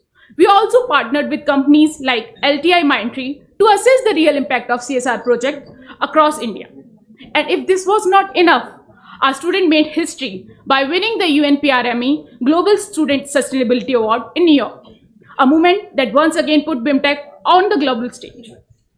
Through COOLS, our Center for Online Study, we welcomed the 10th cohort of online PGDM learners, which proved that BIMTECH is truly a hybrid campus of the future. If we talk about the placement, it brought pride and joy to our campus. And not forget about the alumni family of over 8,000 leaders, entrepreneurs, and changemakers. They also continue to make BIMTECH proud across the world.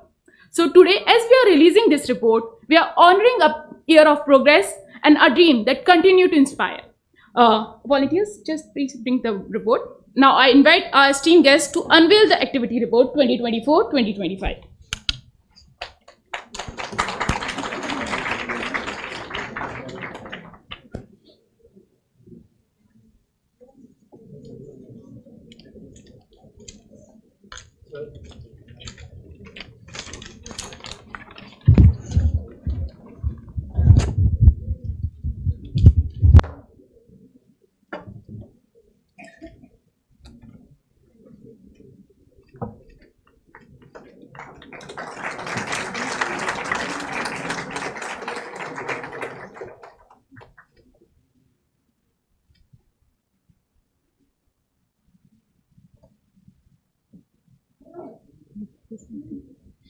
Thank you so much, Dr. Dipali. We are indeed proud of being part of such an evolving journey and truly living up to our credo excellence with values. To go ahead in this Foundation Day ceremony, I would now like to share something very, very important and which has been reiterated by both our director as well as our eminent guest. As you all are aware, that leave no one behind is a core principle of the 2030 Agenda for UN Sustainable Development, committing to eradicate poverty, reduce inequalities, and end discrimination against vulnerable and marginalized populations. This pledge emphasizes inclusivity by ensuring that the benefits of development reach everyone, including those often overlooked in traditional approaches to poverty and exclusion. BIMTECH is also committed towards social empowerment through responsible business management and contributes meaningfully for a Viksit Bharat with its societal outreach and impact. I now request Dr. K.K. Upadhyay, the chairperson for Center of Sustainability and CSR, to present a glimpse of this initiative and present the report of rural immersion and societal impact to the distinguished guests. Thank you, Professor Saloni. Honorable Chief Guest Balaji, Director Madam, Deputy Director Sir, Registrar Sir, और distinguished faculty and our students. Mahatma Gandhi ji ने कहा था, India lives in her villages, और सच में वहीं बसती है देश की आत्मा. With this truth as our compass, BIMTECH's Rural Immersion Program 2025 became a bridge between the classroom and the communities. We are working between the communities and the classroom, coming from classroom going to the communities, a journey of learning, empathy and transformation. This year, 596 students, 70 plus faculty.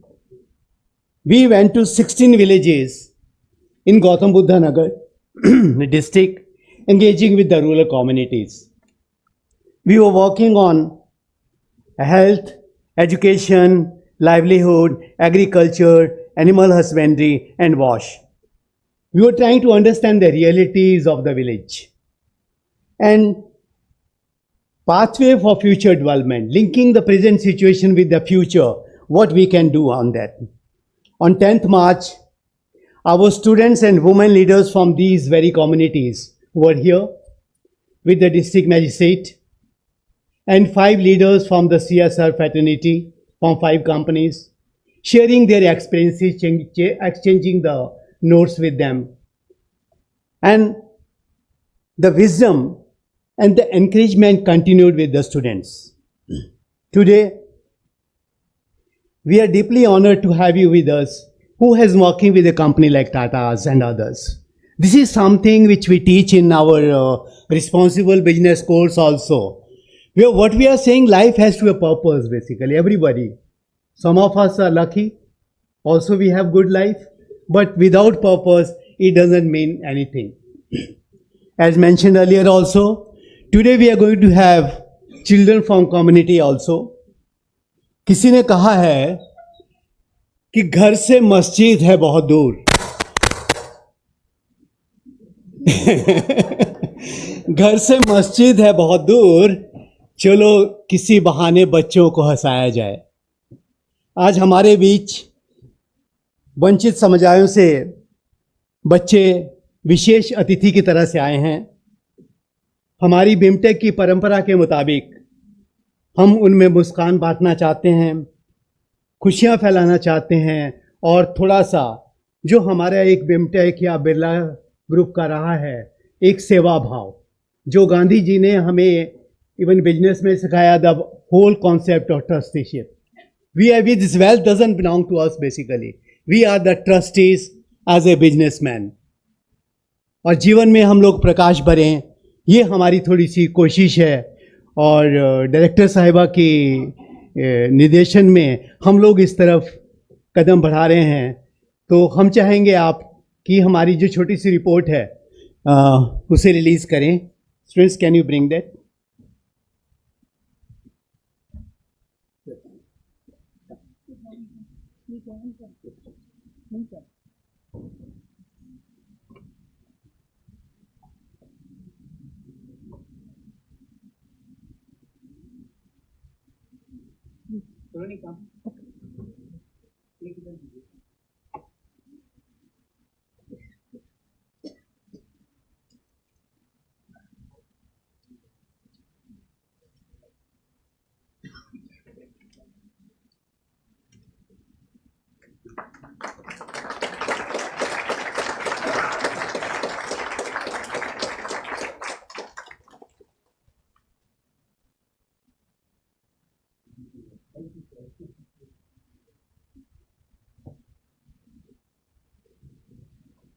Thank you so much, Dr. Upadhyay.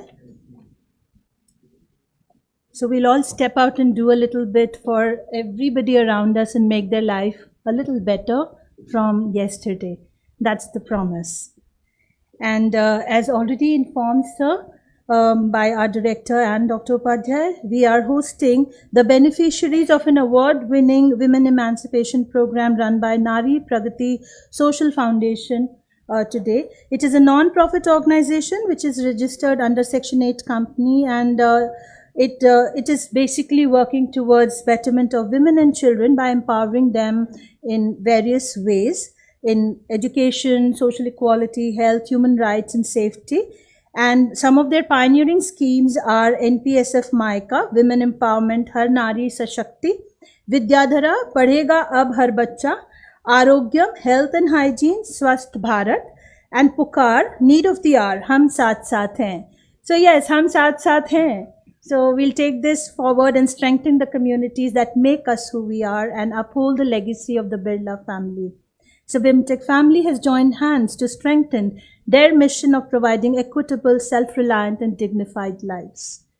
We move forward for the felicitation of our eminent guest here today. I would like, okay, our volunteers ready. We've been very, very fortunate to have you here, sir. Your august presence has meant a lot to us and added a lot of value. It just makes our 38th Foundation Day so much more special. So I now request our director, Dr. Praveena Rajiv, to felicitate our honorable guest with a planter. And it has a lot of meaning because we are building deeper roots with you, sir, and looking forward to being mentored by you to achieve a lot in our mission and vision. Thank Thank you so much for sparing your precious time and your resilience nuggets. So the most important moment of any event is the vote of thanks. And I invite our Deputy Director and Dean Academics, Dr. Pankaj Priya, to present his vote of thanks on this occasion. Thank you, ma'am. Our guest for our foundation day, Shri P. Balaji, Group Head, Governance, Risk, Compliance and Corporate Affairs, Air India Limited. Our Director, our Registrar, my colleagues, and people from media, and my dear students. Today, it is an honor to give a vote of thanks on this auspicious day. To start with, the key learnings that was provided to all of us by our guest today was most important was to know yourself, know you who you are. At the end of the day, we are all individuals and we have our own strength and weaknesses. So rather than imitating others blindly, we should look within and see what are our strength and leverage on that. Once we are clear, then follow your conviction. And as in this turbulent world, yes, learning and unlearning is a regular process, and he very well advised us to follow that. Then apart from that, what is important is in today's scenario, we have to have a multidisciplinary approach in our way how we lead our life. Most of the time we live in silos, and that restricts our growth. And especially in today's eras of shorts and reels, the new generation is more focused on that rather than looking at the larger picture. So the more the turbulence in the society, in the environment, the more we have to be aware about what are the various variables, the forces that are going to impact our life today and in future, and accordingly take steps according to that. And the other important part is investing in relationship. Again, as I said, one of the bane of modern life is living in silos. And whatever relationship we form, basically we limit again it to social media. Going beyond, having that direct connect, that relationship is more important than restricting only ourselves to some interactions on social media platforms. So this was broad learning, and in today's scenario when we are talking in terms of our foundation, which obviously is 2nd of October. So from the institute's perspective, we always look at the larger cause for what we are present today. So every one of us has a larger cause to contribute to the society as an individual and as an institution. And that is what we should be striving for. So we thank him for finding time to address our students and faculty and filling them with these wise thoughts. This year's Best Researchers Award went to Dr. Archana Srivastava and Dr. Neha Sharma, and congratulations to both of them. Like in the past, we have felicitated our employees who completed a decade with us. That is, this year it was Mr. Kamal Tiwari, Mr. Dheeraj and Mr. Rasdev. I would also like to point out that as a token of appreciation, we also give them an FD of 6,000 rupees each. That we have started since last year. Our annual feature, the annual activity report, was released today, and it was a very responsible and onerous job, and I am extremely grateful for Dr. Dipali Yadav, who single-handedly and meticulously did the whole thing in collecting all the information and preparing this report. We conducted a very successful rural immersion program last year under the leadership of Professor Upadhyay. And today he has already presented us the report of what we have done so far, where a group of 32 students we went to each village and we interacted with various stakeholders. The themes that we focused on was water and sanitation, livelihood, health, agriculture and education. So extremely grateful for Professor Mr. K.K. Upadhyay and ably supported by Mr. Arif for meticulously collecting the information and preparing a detailed report. I also take this opportunity to express sincere gratitude to all guests present in today's Foundation Day program, especially people from media, especially 10 you, sir. Thank you, sir. The students are always most precious assets, and their contribution in the Growth Institute cannot be described in words. In today's function, your contribution has been immense, and thanks a lot for that. Sir, today now you will go and will find many of our student volunteers there serving food to everyone in the mess, dining hall. And apart from that, as director said, they have also contributed in money for giving gifts to students from orphanages. So on this Foundation Day, I congratulate and thank all the employees and my colleagues and for taking up this special challenge that came in our way during the last 1 year and preparing ourselves for what is coming ahead. Thank you very much.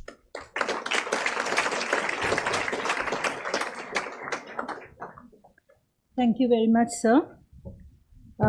I request everyone to please stand up for the national anthem.